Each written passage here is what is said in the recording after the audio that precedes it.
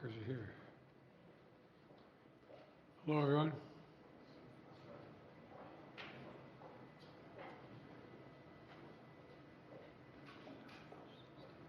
Got everybody? Well, good afternoon. And this is a very good afternoon. A very good afternoon. Today we're bringing home Paul, Evan, Alsu, Vladimir. 3 American citizens and 1 American green card holder. All 4 have been imprisoned unjustly in Russia. Paul for nearly 6 years. Vladimir since 2022. Evan since March of 2023. And Alsu since October of 2023. Russian authorities arrested them, convicted them in show trials, and sentenced them to long prison terms with absolutely no legitimate reason whatsoever, none. Paul, a former Marine, was in Russia for a wedding. Evan, a journalist with a Russian, in Russia, was in Russia, assigned by the Wall Street Journal.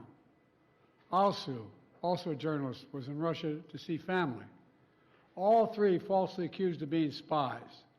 And Vladimir was a Russian citizen by birth and holds an American green card. He's a Pulitzer Prize-winning journalist and was a pallbearer at my friend John McCain's funeral with me. He spoke out against Putin's regime, and for that he was convicted of treason. And now, their brutal ordeal is over, and they're free. Moments ago, the families and I were able to speak to them on the telephone from the Oval Office. They're out of Russia. Earlier today, they were flown to Turkey, and soon they'll be wheels up on their way home to see their families. This is an incredible relief for all the family members gathered here. It's relief to the friends and colleagues all across the country who've been praying for this day for a long time. The deal that made this possible was a feat of diplomacy and friendship. Friendship. Multiple countries helped get this done. They joined in difficult, complex negotiations at my request, and I personally thank them all again. And I've thanked them personally, and I'll thank them again. All told, Russia has released 16 prisoners. 8 Russians who are being held in the West will be sent home as well. These 16 prisoners from Russia that Russia has released include 4 Americans, 5 Germans, 7 Russian citizens who are political prisoners in their own country. One of those Russians runs a human rights organization, Memorial, which won a Nobel Prize in 2022. Putin threw him in prison for voicing opposition to the war in Ukraine. 4 others work with Alexei Navalny, political opposition leader who died in Russia prison this year. Now they can live safely abroad and continue their work of advocating for democracy if they so choose. This deal would not have been made possible without our allies. Germany, Poland, Slovenia, Norway, and Turkey, they all stepped up and they stood with us. They stood with us. And they made bold and brave decisions, released prisoners being held in their countries who are justifiably being held, and provided logistical support to get the Americans home. So for anyone who questions whether allies matter, they do. They matter. And today is a powerful example of why it's vital to have friends in this world. Friends you can trust, work with, and depend upon, especially on matters of great consequence and sensitivity like this. Our alliances make our people safer, and we began to see that again today. Let me say this. It says a lot about the United States that we work relentlessly to free Americans who are unjustly held around the world. It also says a lot about us that this deal includes the release of Russian political prisoners. They stood up for democracy and human rights. Their own leaders threw them in prison. The United States helped secure their release as well. That's who we are in the United States. We stand for freedom, for liberty, for justice, not only for our own people, but for others as well. And that's why all Americans can take pride in what we've achieved today. I want to thank everyone in my administration who helped make this happen. Our work did not start just on day 1. It started before day 1. During the transition, I instructed our national security team to dig into all the cases of hostages being wrongfully detained, which were inherently, we inherited them from the prior administration. I wanted to make sure We'd hit the ground running, and we did.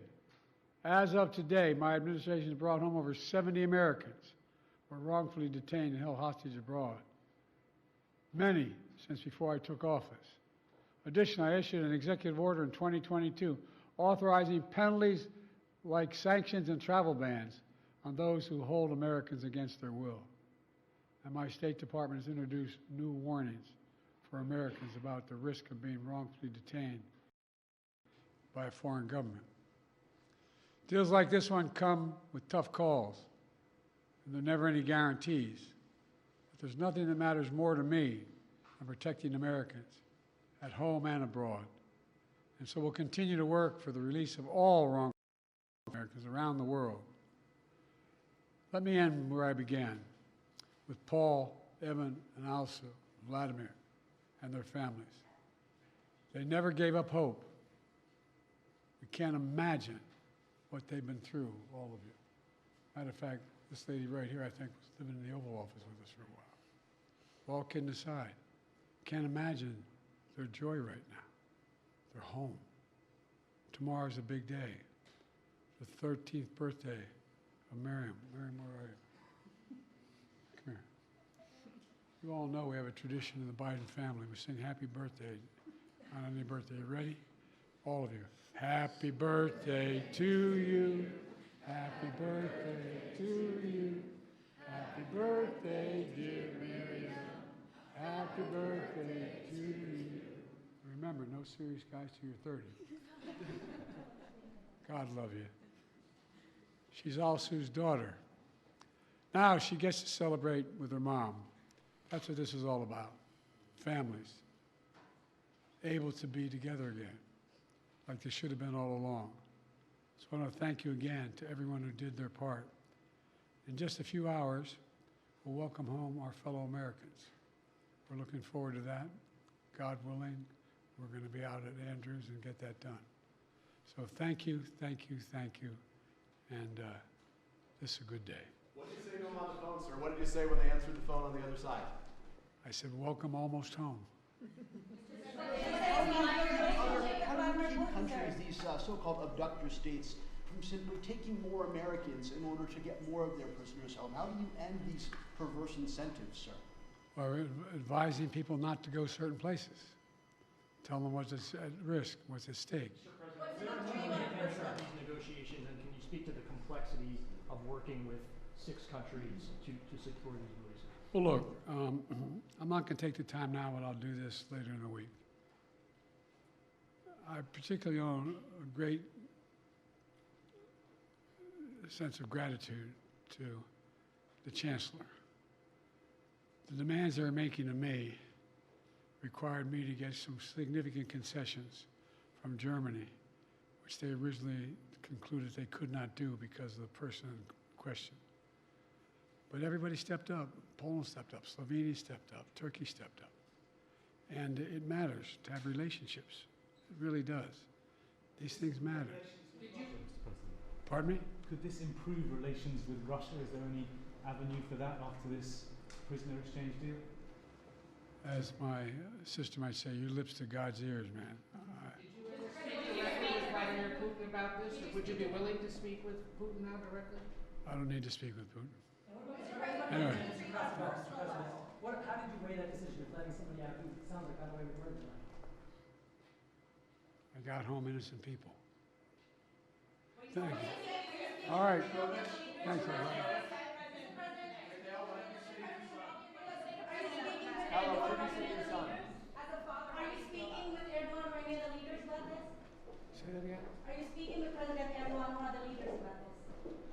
Yes, I've spoken to all the leaders about this. What do you say? How do you And feel by the so way, far? as a father, look, you heard me say this before. I mean it. My dad had a simple proposition. Family is the beginning, the middle, and the end. Blood of my blood, bone of my bone. I can think of nothing more consequential. I mean it sincerely. And having lost family, not a different way, and not knowing what's happening, the circumstance when they're accidental, the health, it matters. Mr. President, what did Germany ask for in response for their cooperation?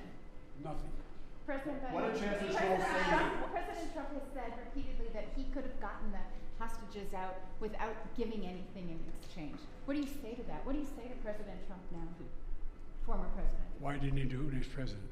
Sir, what did Chancellor Thank you Scholz say? guys. Thank you guys. What did Chancellor